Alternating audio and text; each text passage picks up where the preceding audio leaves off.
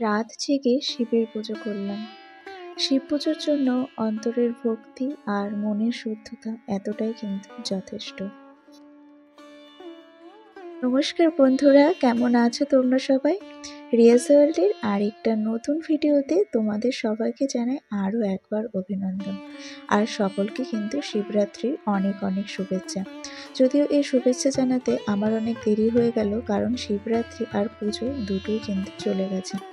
কিন্তু কি করব বলো, ভিডিওটা আপলোড করতে করতে একটুখানি আমার দেরি হয়ে গেল। তাই ভিডিওর মাধ্যমে তোমাদের সবাইকে জানাচ্ছি অনেক অনেক শুভেচ্ছা আর ভালোবাসা।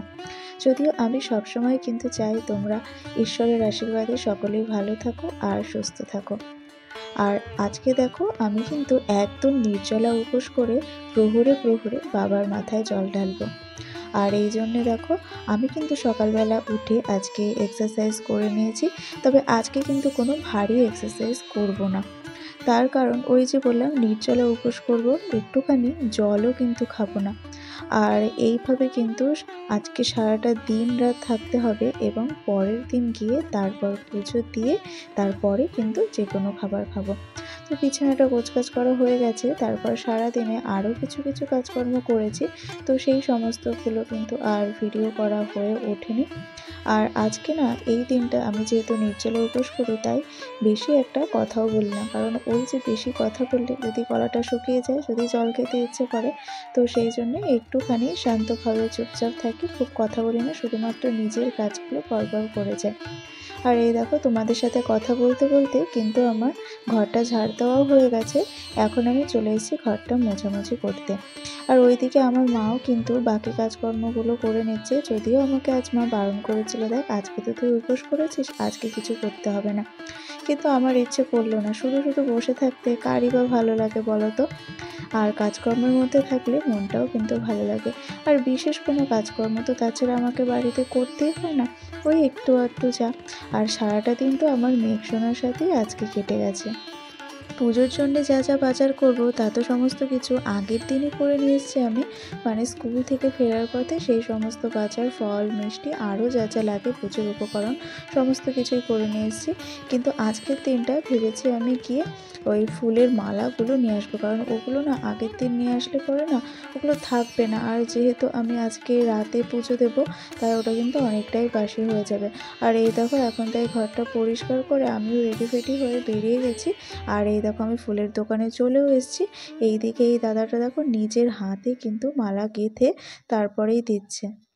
আর আমি বাজারে আসছি দেখে আমার ছোটো বোনও আবার বায়না করলো যে ওর জন্য একটা ক্যাডবেরি কিনতে হবে, তো সেটাও কিনে নিয়েছিলাম। আর এই দেখো, এটা কিন্তু মহাকুম্ভের জল। আমার বাবার এক বন্ধু, মানে জেঠু হয়, তো তিনি মহাকুম্ভে গিয়েছিলেন আর এই জলটা তাই এনে দিয়েছেন। তাই আজকে কিন্তু আমি এই জলটাই স্নানের জলের সাথে মিশিয়ে স্নান করে নিয়েছি। আর আমাদের বাড়িতে একটা বেল গাছও আছে, তো বাবাকে বলেছিলাম যে ডালগুলো ভেঙে রাখতে, তো বাবা ডালগুলো ভেঙে এখানে রেখে দিয়েছে। সেখান থেকে আমি ভালো পাতাগুলো এভাবে বেছে নিচ্ছি। অন্যান্যবার কিন্তু এই বেলপাতাগুলো এতটা ভালো থাকে না, কিন্তু এবার কিন্তু অনেকটাই দেখলাম অনেক বেশ ভালো পাতা রয়েছে, তো সেগুলোই নিয়ে নিলাম পুজোর জন্যে। আর বাজারে যেগুলো দেখলাম সেগুলো কিন্তু অতটা ভালো ছিল না, সেই তুলনায় আমার বাড়ির পাতাগুলোই ভালো ছিল। আর এই দেখো, এটা কিন্তু ধুতরা ফুলের বীজ, তো তোমরা তো সবাই চেনোই। অন্যান্যবার যখন আমি পুজো দিই তখন কিন্তু এই বীজও থাকে না, একদম সেই খুঁজে খুঁজে অন্য জায়গার থেকে নিয়ে আসতে হয় বা হয়তো কিনে নিয়ে আসতে হয়। কিন্তু এবার আমাদের বাড়ি যে ধুতরা গাছটা আছে সেটাতেই কিন্তু অনেকগুলো এরকম ধুতরা গাছের ফল রয়েছে দেখলাম। সরি, আমি আগে বীজ বলে ফেলেছিলাম, না ধুতরা বীজ নয়, এটা ধুতরা ফল, এর ভিতরে থাকে বীজ। আর স্নান দান করে উঠে তাই কিছুবার ফুলও তুলে নিলাম। মা যদিও সকালবেলায় স্নান করে নেয় আর তারপরে কিন্তু ফুল তুলে রাখে, কিন্তু আমি যেহেতু এই বেলপাতা, তারপরে এই ধুতুরা ফল, তো এগুলো নিতে যাচ্ছিলাম, তো দেখলাম যে আরও কিছু ধুতুরা ফুল ফুটে আছে, তো সেগুলোও তুলে নিলাম। আর এই দেখো, মা কিছু ফুল কিন্তু আগেই তুলে রেখেছে। আর এখন আমি স্নান করে উঠে প্রতিদিন বাড়িতে যেমন পুজো দিই, তো সেই পুজোটা কিন্তু করে নিচ্ছি। আর আমাদের বাড়িতে যেহেতু ছোট্ট দুটো গোপাল সোনা রয়েছে, তাই তাদের তো দুপুরবেলা সেবা দিতেই হবে। এরপর মা বললেন যে মহাকুম্ভ থেকে আনা গঙ্গা জলটা পুরো বাড়িটাতে এইভাবে ছিটিয়ে দিতে। আর আমিও কিন্তু মায়ের কথা মতো তাই করলাম। এখন সন্ধেবেলা আমি হলুদ রঙের একটা জামা পরে চলে এসেছি প্রথম প্রহরের পুজো দেব বলে। এখন ঘড়িতে বাজে ঠিক ওই 7:45 মতো। আর আমিও এখানে এসে পুজোর সমস্ত কিছু গুছিয়ে নিয়েছি। আর প্রথম প্রহরে যেহেতু বাবাকে দুধ দিয়ে স্নান করাতে হয়, তো আমিও কিন্তু সেই মতো করলাম। আর আমি শুনেছি যে হলুদ রঙের পোশাক পরে বাবাকে পুজো দিলে সেটা কিন্তু শুভ বলে মানা হয়। আর তারপর দেখো এইভাবে আমি বাবাকে পরিষ্কার জল দিয়ে স্নান করিয়ে নিয়ে মুছিয়ে দিলাম। আর এবারে আমি কিন্তু বাবাকে বাবার স্থানে বসিয়ে দিয়েছি। এরপর পৈতে দিয়ে দিলাম, তারপর বোটা সমেত একটা বেল দিয়ে দিলাম, তার সাথে আকন্দ ফুলের মালা দিয়ে আর চারিপাশে গাঁদা ফুল দিয়ে এইভাবে কিন্তু সুন্দরভাবে সাজিয়ে দিলাম। প্রত্যেকটা বেলপাতা অর্থাৎ 3টে বেলপাতা মন্ত্র পড়ে এইভাবে বাবার মাথায় দিয়ে মৃত্যুঞ্জয় মন্ত্র জপ করতে বসলাম। ওম ত্র্যম্বকং যজামহে সুগন্ধিং পুষ্টিবর্ধনং উর্বরকমিব বন্ধনং মৃত্যুর্মুক্ষীয়মামৃতাৎ। এইভাবে 108 বার কিন্তু মৃত্যুঞ্জয় মন্ত্র জপ করে নিয়েছি। তারপর ফুল, দূর্বা, ধান আর গোটা ফল এইভাবে বাবার উদ্দেশ্যে অর্পণ করলাম। আর প্রথম প্রহরীর পুজোটা দেওয়ার সময় হঠাৎ করে কিন্তু একবার লোডশেডিং হয়ে গেছিলো। তা কী করব, বাবার যখন তাই ইচ্ছা অন্ধকারেই বাবার পুজো দিচ্ছিলাম। আর দেখো এতে কিন্তু একটা অদ্ভুত শান্তি আর সৌন্দর্য লাগছিল পুরো জিনিসটা দেখে। প্রথম প্রহরের পুজো দেওয়া তো শেষ হয়ে গেছে, এখন কিন্তু ঘড়িতে বাজে ওই 10টা মতো। এখন বসে গেছি দ্বিতীয় প্রহরের পুজো দিতে। তো দ্বিতীয় প্রহরে বাবাকে দই দিয়ে কিন্তু স্নান করিয়ে এইভাবেই পুজো দিতে হয়। আর আমি যেহেতু 4টে প্রহরেই বাবার মাথায় জল ঢালি, সেই কারণে কিন্তু বাড়িতেই পুজো দিই। কারণ আমার বাড়ির সামনে যেই মন্দিরটা আছে সেখানে কিন্তু এইভাবে প্রহরে প্রহরে বাবাকে পুজো দেওয়া যায় না। ওই সন্ধেবেলা গিয়ে সবাই বাবার মাথায় জল ঢেলে আসে। আর কিন্তু আমি যেহেতু 4টে প্রহর করি, তাই আমি বাড়িতেই এইভাবে বাবাকে পুজো দিই। আর আমার মনে হয় এসব পুজো অর্চনা করার ক্ষেত্রে অন্তরের শুদ্ধতা, মনের ভক্তি এগুলোই কিন্তু যথেষ্ট। আর আমি যেখান থেকে ভগবানকে ডেকে মন থেকে আমি শান্তি পাবো বা তার উপস্থিতি অনুভব করতে পারবো, আমি তো সেখান থেকেই তার পুজো করবো বলো। আর ভগবান তো সব জায়গায় আছে, যেখান থেকেই ডাকা হোক না কেন। আসলে ভগবান কিন্তু আমাদের সবার মনে বসে আছেন। মন ভরে একনিষ্ঠভাবে দ্বিতীয় প্রহরের পুজো দিয়ে এই এখন দেখো আমি এখানে বসে আছি। তো মা আমাকে একটু বকাবকি করছিল, বলছিল সারাদিন এইভাবে জল না খেয়ে আছিস, এত কষ্ট করে কেউ পুজো দেয় না, চল কিছু খেয়ে নিবি। কিন্তু আমি তো জানি যে আমি থাকতে পারবো, আর ভগবান শিব ঠাকুর যদি চায় তাহলে আমি অবশ্যই পারবো। তো আমি কিন্তু কিছুই খাইনি, এক ফোঁটা জলও না। আর এখন দেখো আমি তৃতীয় প্রহরের পুজো দিতে চলে এসেছি। হ্রিং বাম দেবায় নমঃ। তৃতীয় প্রহরে এইভাবেই ঘি দ্বারা বাবাকে স্নান করাতে হয়। আর আমিও সেইভাবেই মন্ত্রপাঠ সহযোগে বাবাকে কিন্তু স্নান করিয়ে নিলাম। আর এরপর মুছিয়ে পরিষ্কার করে নিয়ে বাবাকে বাবার স্থানে বসিয়ে দিলাম। তারপর একটা গোটা ফল, ফুল, বেলপাতা সমস্ত কিছু বাবার উদ্দেশ্যে অর্পণ করলাম। সাথে পঞ্চাক্ষরী মন্ত্র জপ করছি। ওম নমঃ শিবায়, ওম নমঃ শিবায়, ওম নমঃ শিবায়।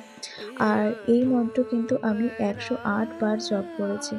আর মৃত্যুঞ্জয় মন্ত্র সহযোগ তো আছেই। পুরাণে আছে আজকের দিনেই শিব ঠাকুর নাকি সৃষ্টি, স্থিতি এবং প্রলয়ের জন্য তাণ্ডব নৃত্য করেছিল। আবার আজকেই কিন্তু শিব আর পার্বতীর বিবাহ হয়েছিল। আর আমি দেখো এখন রাত জেগে কি আর করবো, সবাই ঘুমিয়ে গেছে, তো বসে বসে চুলটা আরেকবার আঁচড়ে নিচ্ছিলাম। তো 3টে প্রহরের পুজো কিন্তু আমি অলরেডি শেষ করে ফেলেছি। এখন চলেছি আমি চতুর্থ প্রহর অর্থাৎ শেষ প্রহরের পুজো দেব বলে। এখন ঘড়িতে ঠিক কটা বাজে সেটা কিন্তু আমার খেয়াল নেই, তবে এই চতুর্থ প্রহর বা শেষ প্রহরের পুজো দিতে কিন্তু ভোর হয়ে গিয়েছিল। আর শেষ প্রহরে মধু দ্বারা স্নান করাতে হয়। হ্রিং সদ্যজাতায় নমঃ। তো সেইভাবেই কিন্তু আমি বাবাকে স্নান করিয়ে নিচ্ছি। তারপর একই রকম পদ্ধতিতেই কিন্তু এই প্রহরের পুজোটাও সম্পন্ন করে নেব। আমার মা বলেন যে 4টে প্রহরে নাকি 4টে মাটির শিবলিঙ্গ করে তারপরে পুজো দিতে হয়, কিন্তু সেসব তো আগেকার নিয়ম, আর এখানে এখন সেসব হবেই বা কী করে। তাই এইভাবেই কিন্তু এখন আমরা সবাই পাথরের একই শিবলিঙ্গে 4টে প্রহরের পুজো দিই। ওই যে বললাম, আমার মনে হয় পুজো দেবার জন্য অন্তরের ভক্তি, পবিত্রতা এগুলোই কিন্তু যথেষ্ট। আর আমিও কিন্তু এটাই মানি যে সারাদিন নির্জলা উপোস থেকে কেউ যদি পুজো নাও দিতে পারে, তাতেও কিন্তু ভগবান কোনো সময় অসন্তুষ্ট হবে না। আসলে মন থেকে পুজো দেওয়াটাই কিন্তু আসল ব্যাপার। আমি মনে করি যে আমি আজকে নির্জলা উপবাস থেকে ভগবান শিবের আরাধনা করতে পারছি, এটা ভগবানের আশীর্বাদ। হ্যাঁ, কোনোদিন যদি আমি সেটুকু নাও করতে পারি, তবুও কিন্তু আমি মনে করব না যে ভগবান আমাকে তার থেকে দূরে সরিয়ে দেবে। কারণ আমার মনে হয় ভগবান শিব ঠাকুরকে আমি সবসময় চাই, সবসময় আমি তাকে স্মরণ করি। সবসময় আমি যে কোনো পরিস্থিতিতে থাকি না কেন, আমার মনে হয় শিব ঠাকুর সদা সর্বদা আমার পাশে থাকে। হয়তো কোনো সময় আমার সময়টা খারাপ যাচ্ছে, তখন আমি মনে করি যে ভগবান শিব হয়তো আমার পরীক্ষা নিচ্ছেন। আমি কোনো সময় কিন্তু তাকে আমার থেকে আলাদা মনে করি না। আর তাই আমার মনে হয় ভগবানের প্রতি এই আনুগত্যতা, শ্রদ্ধা, ভালোবাসা, ভক্তি এটুকুই কিন্তু তার পুজোর জন্যে, তার আরাধনার জন্যে যথেষ্ট। আর এখন দেখো চতুর্থ প্রহরের পুজো শেষ করে আমি ঘরে এসে একটু পায়চারি করছি। তো বিছানাতেও বসতে পারবো না, আর নিচে বসলেও একটুখানি ঘুম পাচ্ছিল, তাই হাঁটাহাঁটি করছিলাম। আর তারপর দেখো আমার এই টেডি বিয়ারটাকে পাশে নিয়ে বসে পড়েছি। কি আর করবো বলো, একা একাই রাত্রি জাগছি। আর এই দেখো, তারপর দেখো এই ভোরবেলার দিকে উঠে ঘরটা আবার পরিষ্কার করতে লেগে গেছি, কারণ এখন কিন্তু স্নান দান করে আবার পুজো দেবো, তারপরই কিন্তু খাবার গ্রহণ করব। তাই পুজো দেওয়ার আগে তো ঘরটা আরেকবার পরিষ্কার করে নিতে হবে। তাই ড্রেসটা চেঞ্জ করে এখন ঘর পরিষ্কার করতে চলে এসেছি। আর ওদিকে কিন্তু বাড়ির সবাই উঠে গেছে, তো মা বাইরে গিয়ে বাইরের সমস্ত কাজ বা বাসি কাজ সেগুলো সারছে। আর দেখতেই পেলে এই যে মা কাজ করছে এখন, আর আমি এদিকেও দরজা জানলাগুলো সমস্ত খুলে দিলাম। আর এবারে ঝাড়টা দেওয়া হয়ে গেছে ঘরের, তো এখন আমি ঘরটা মুছে নিচ্ছি। আর এবছর কিন্তু নতুন না, আমি কিন্তু প্রত্যেক বছরই এইভাবে নির্জলা উপবাস করে ভগবান শিবের আরাধনা করি। আর প্রত্যেকবারই আমার বাবা মা কিন্তু এই নিয়ে আমাকে ভীষণ বকাবকি করে। বাবা তো রাত্রিবেলা কতবার উঠে আমাকে বলছিল, কী রে ঘুমোলি না এখন? তো আমি বলছিলাম যে হ্যাঁ, আমি এক্ষুনি ঘুমিয়ে পড়বো, তুমি যাও ঘুমাও। তো এইভাবে কিন্তু সমস্ত কিছু হ্যান্ডেল করছিলাম। তো তারপর দেখো, তোমাদের সাথে কথা বলতে বলতে আমার কিন্তু ঘর মোছাটাও শেষ হয়ে গেছে। তো এবার চলে যাব আমি স্নান করতে। আর সেই মহাকুম্ভের গঙ্গা জলটা দিয়েও কিন্তু আজকে স্নান করব। তো আমি স্নান টান করে এখন চলে এসেছি।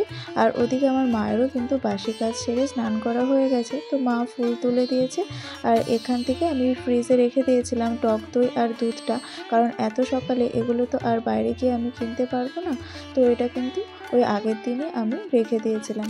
তো সেটা নিয়ে এসে আমি আবার এইভাবে কিন্তু বাবাকে স্নান করিয়ে দিচ্ছি, বাবার পুজো শুরু করে দিয়েছি। আর তার সাথে অন্যান্য ঠাকুরদেরও কিন্তু আমি একেবারে পুজো দিয়ে দেব। চলো, তোমাদের সাথে আজকে তাহলে অনেক কথাই বলে ফেললাম। যদি কিছু ভুল বলে থাকি তোমরা নিজ গুণে ক্ষমা করে দিও। আর আমার পাশে কিন্তু সকলেই থেকো, আমিও তোমাদের পাশে সব সময় আছি। সকলেই অনেক ভালো থেকো আর অনেক অনেক সুস্থ থেকো। আর এতক্ষণ অবধি তোমরা যারা যারা আমার সাথে ছিলে তাদের জন্যে অসংখ্য ধন্যবাদ। ঈশ্বরের আশীর্বাদ যেন তোমাদের সাথেও সব সময় থাকে। ভিডিওটা ভালো লাগলে একটা লাইক করে দিও, বেশি বেশি করে শেয়ার করে দিও। আর আমার চ্যানেলে যদি নতুন বন্ধু হয়ে থাকো, চ্যানেলটাকে সাবস্ক্রাইব করে পাশে থেকে যেও। তাহলে আমি আজকের মতো এখানেই শেষ করলাম। টাটা।